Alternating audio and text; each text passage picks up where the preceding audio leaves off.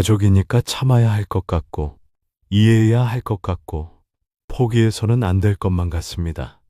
하지만 가장 가까운 사람이 가장 깊은 상처를 남길 때도 있습니다. 내가 왜 이렇게 지칠까? 그 질문 앞에서 우리는 너무 오래 혼자 견뎌왔는지도 모릅니다.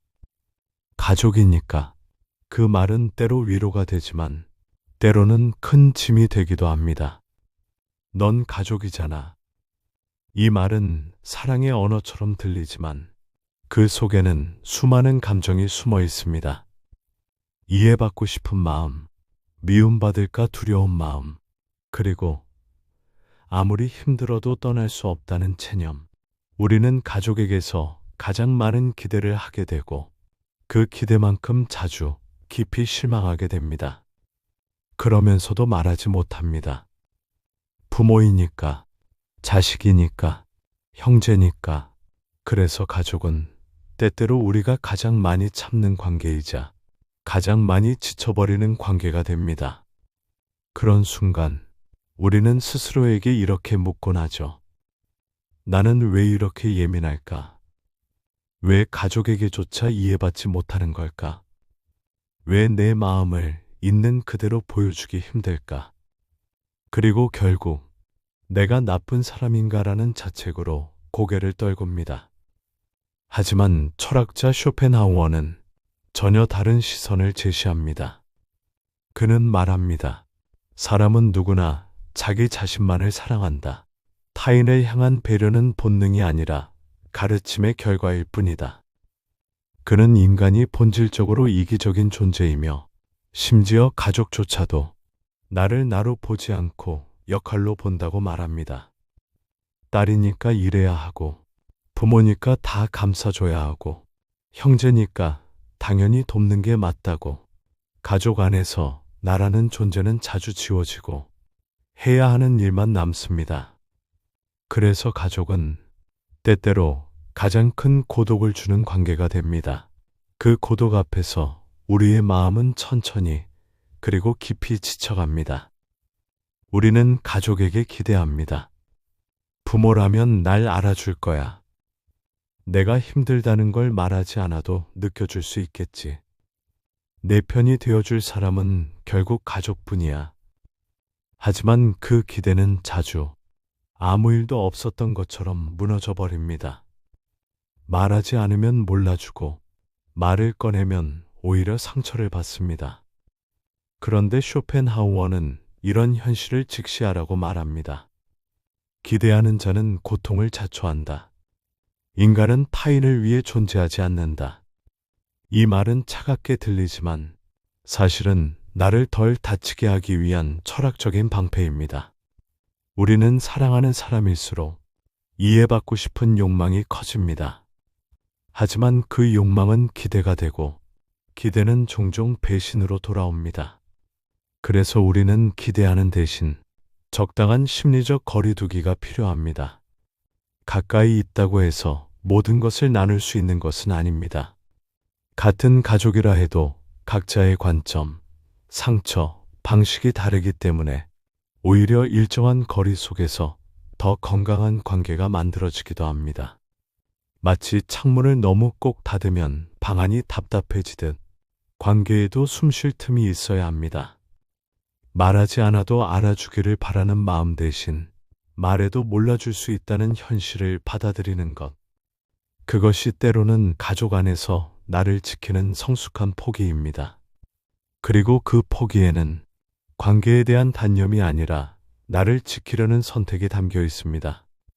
가족 때문에 지치고 가까운 관계 안에서 상처받았을 때 우리는 외로움에 휩싸입니다.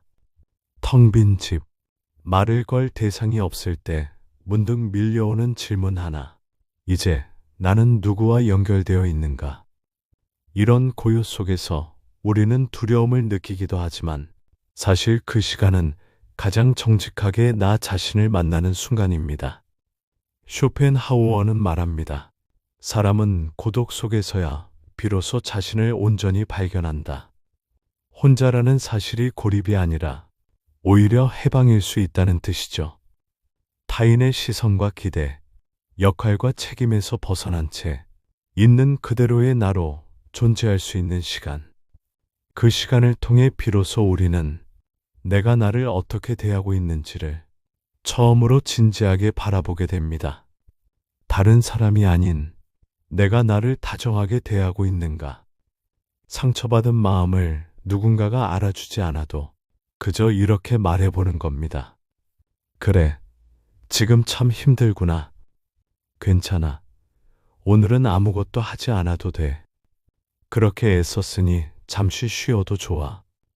이처럼 외로움 속에서 나를 감싸주는 연습은 자존감의 씨앗이 됩니다. 자존감은 누군가가 높여주는 게 아니라 내가 나를 받아들이는 태도에서 자라납니다.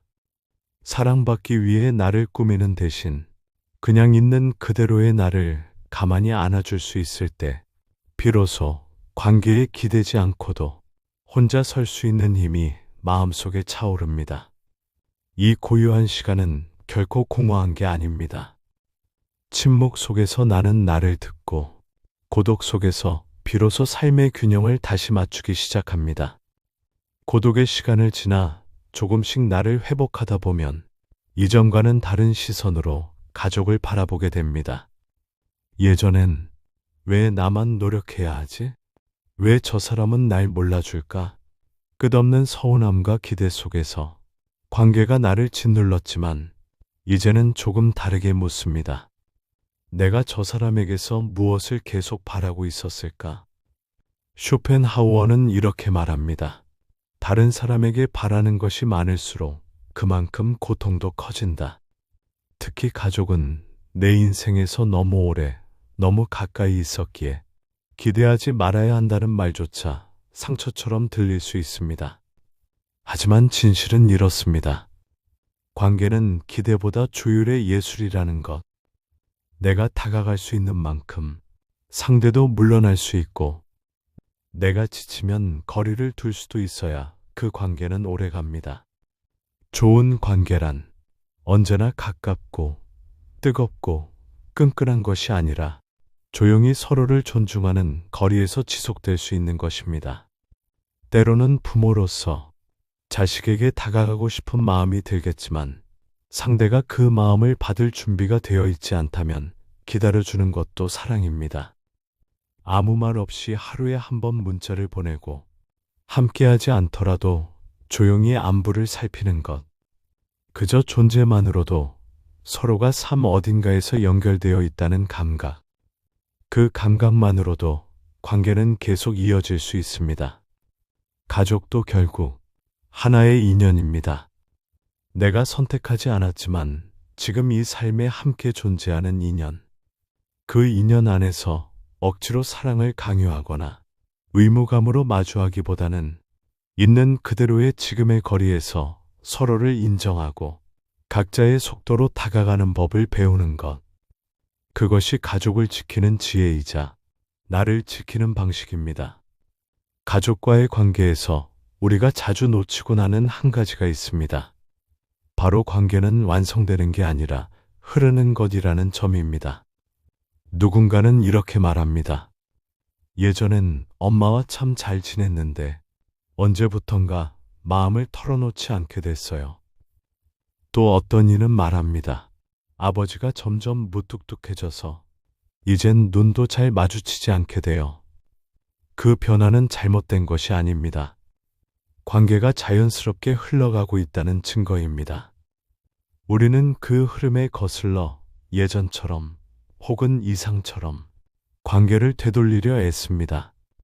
하지만 그럴수록 마음만 더 지칩니다. 관계를 유지하는 유일한 방법은 그 흐름을 인정하는 것입니다. 그 사람이 변한 만큼 나도 변했고 삶의 환경도 서로의 필요도 달라졌다는 사실을 담담히 받아들이는 것. 쇼펜하우어는 말합니다. 고독은 인간이 진정으로 성숙했을 때 찾아오는 친구다. 이 말은 단지 혼자 있으라는 뜻이 아닙니다. 진짜 성숙은 혼자 있어도 외롭지 않고 함께 있어도 조급하지 않은 상태를 말합니다. 우리는 가족에게 사랑받고 싶은 마음, 이해받고 싶은 욕구를 내려놓기 어렵습니다. 하지만 그 기대를 조금 내려놓는 순간 뜻밖에도 마음의 평온이 피어납니다. 내가 내 마음을 알아주기 시작할 때, 타인의 인정 없이도 나 자신에게 편안해질 때, 비로소 가족과의 관계도 집착이 아닌 존중과 여백으로 다시 흐르기 시작합니다. 당신은 그 어떤 관계보다도 먼저 자신과 평화로워야 할 사람입니다. 그리고 그 평화는 누구에게서 오는 것이 아니라 지금 이 순간 스스로를 받아주는 그 마음에서부터 시작됩니다. 오늘도 묻고 조금은 내려놓고 다시 당신의 자리로 조용히 돌아오기를 바랍니다. 감사합니다.